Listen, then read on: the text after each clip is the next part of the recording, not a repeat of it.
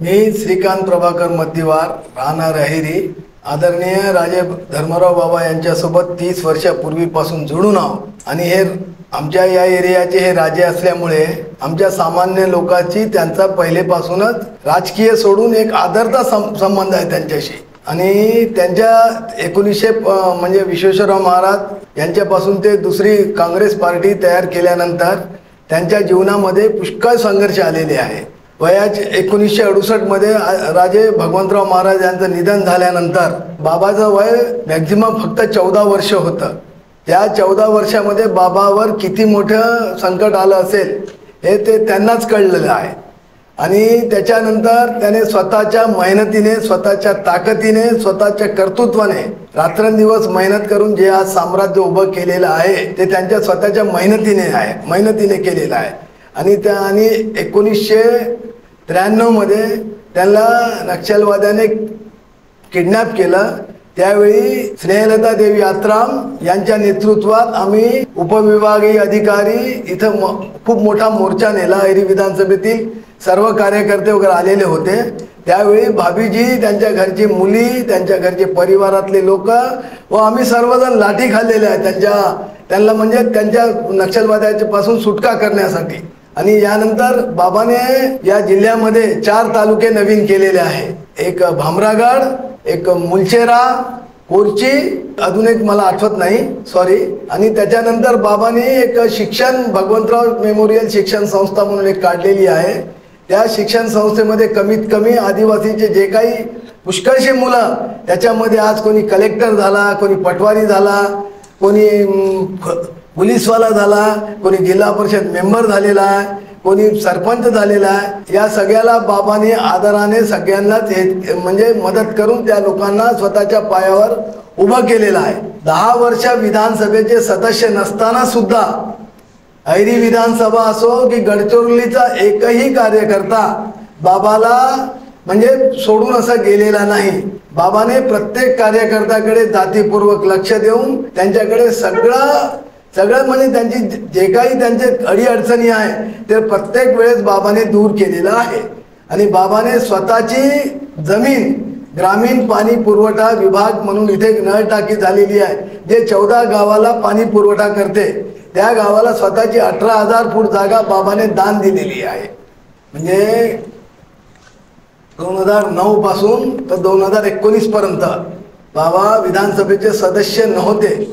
त्यावेळी आमचे आदरणीय RR पाटील हे पालकमंत्री होते आणि बाबा राष्ट्रवादीचे होते आणि पालकमंत्री राष्ट्रवादीचेच होते. पण बाबांनी अशा वेळेस सुद्धा म्हणजे कायदेशीर जे बाबी आहे, जे कामं असेल, रस्त्याचे कामं असेल की कोणतेही कामं असेल, ते आणून प्रत्येक कार्यकर्त्याला कायद्याने दिलेलं आहे. आणि इकडे सगळ्यात महत्त्वाचा मुद्दा म्हणजे बाबाला विकास करायला सगळ्यात महत्त्वाचा मुद्दा म्हणजे एक प्रॉब्लेम आहे फॉरेस्ट कन्झर्वेटरी ॲक्टमुळे. इथं काही करायला गेलं तरी फॉरेस्टवाले येऊन एक तर ट्रॅक्टर जप्त करणार किंवा तुमची प्रोक्लन मशीन जप्त करणार किंवा तुमचं ट्रक जप्त करणार. त्यामुळे विकासामध्ये फार मोठी अडचण होऊन राहिलेली आहे. म्हणजे 10 वर्ष एकही पुष्कळशा कार्यकर्त्याला पुष्कळशा पार्टीकडून ऑफर आलेला आहे की तुम्ही माझ्याकडे या, मी तुम्हाला 50 लाखाचं काम घेतो, मी तुम्हाला 1 करोडचं काम देतो, तुम्ही बाबाला सोडून माझ्याकडे या. पण एकाही कार्यकर्त्याने बाबाला सोडून दुसरीकडे गेलेला नाही. आणि बाबाचंही तसंच कार्यकर्त्याबद्दल प्रेम होतं. बाबा असं नाही की प्रत्येक कार्यकर्त्याला जरी कधी काही अडचण आली असेल, कशाही परिस्थिती असो, तहसील ऑफिस असो की दवाखाना असो की मेडिकलचं नागपूरचं काम असो की मुंबईचं काम असो, अशा वेळी बाबा स्वतःच्या याच्याने त्या कार्यकर्त्याला जर काही मदत लागत असेल तर ती सगळी मदत बाबा बरोबर पुरवत होते. म्हणजे कसं आहे साहेब, इकडे सामान्य जनता म्हणजे हे पहिले राजपरिवाराचे आहे. त्यांच्यापाशी सामान्य जनता म्हणजे एकदम डायरेक्ट त्यांच्याशी बोलू शकत नव्हता. तरी पण बाबाने स्वतः लोकांमध्ये जाऊन लोकांमध्ये मिसळून त्यांच्या जे काही प्रश्न असेल ते सगळे प्रश्न बाबा स्वतः सोडवून, आणि तहसील ऑफिसचा प्रश्न असो की तुमच्या पोलीस स्टेशनचा प्रश्न असो, अजून किती मेडिकलचा प्रश्न असो, काही असेल, दवाखान्याचा प्रश्न असो, सामान्य लोकांचे या लोकांनी कामं केल्यामुळे सामान्य लोक यांच्याशी जुळलेले आहेत. सामान्य लोकांशी बाबाचा याच्यामुळे संबंध आलेला आहे की बाबाने प्रत्येक सामान्य माणसाचं तहसील ऑफिस असो की पोलीस स्टेशनचं काम असो किंवा दवाखान्याचं काम असो किंवा शैक्षणिक कोणतंही काम असेल तरी बाबा किंवा बाबाचे कार्यकर्ते आणि बाबा स्वतः जातीने लक्ष देऊन ते लोकांचे जेवढेही कामं आहे ते सगळे कामं बाबा करत होते। आणि जेव्हा संजय गांधी निराधार योजना जेव्हा 600 रुपये जेव्हा देत होतं सरकार, तर आदरणीय बाबासाहेब आत्राम यांनी प्रयत्न करून तेव्हा 1000 रुपये महिना त्या गरीब लोकांसाठी केलेला आहे। 2009 ते 2019 मध्ये आदरणीय बाबासाहेब विधानसभा सदस्य नव्हते, त्यावेळी या अहेरी विधानसभेचा ज्या पद्धतीने विकास व्हायला पाहिजे त्या पद्धतीने विकास झालेला नाही।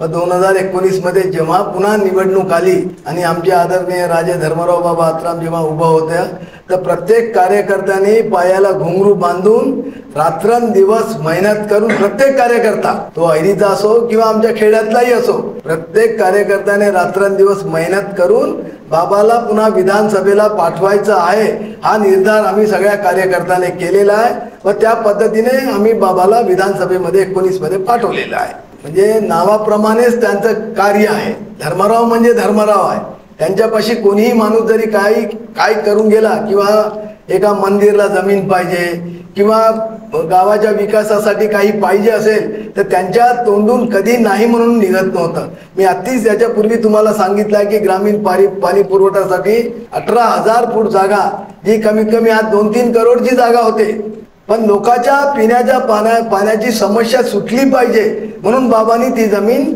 सरकारला दान दिली। 1991 मध्ये आदरणीय राजे धर्मराव बाबाला नक्षलवाद्याला मेडपल्ली इथून किडनॅप केलेला आहे। ज्या लोकांसोबत आपण 17 मिनिट राहू शकत नाही अशा व्यक्तीसोबत त्या माणसाने 17 दिवस राहिलेला आहे। कारण त्या व्यक्तीमध्ये किती म्हणजे हिम्मत, किती ताकद आणि किती सहनशीलता असेल की त्या लोकांसाठी ते 17 दिवस त्यांच्यासोबत राहिलेला आहे। आणि जेव्हा ते 18व्या दिवशी घरी आले तर त्यांचं 17 किलो वजन कमी झालेलं होतं। तर आमचं तर एकच म्हणणं आहे की बाबाचं आज वाढदिवस आहे, वाढदिवसाच्या निमित्ताने बाबाला मी म्हणजे एक ईश्वरचरणी प्रार्थना करतो की बाबाचं उदंड आयुष्य लाभो, त्याला भरभराटी लागो व त्यांच्या मनामध्ये गडचिरोली विधानसभा एक लढवायची त्यांची इच्छा आहे। ईश्वराने त्यांना लोकसभेला पाठवावं व आम्ही कार्यकर्ते जेवढा आम्ही त्यांना मदत करू शकतो किंवा लोकसभेला सगळ्यांनी मिळून आम्ही मदत करून त्यांना लोकसभा दिल्लीला पाठवायची अशी आमची सर्व कार्यकर्त्याची इच्छा आहे।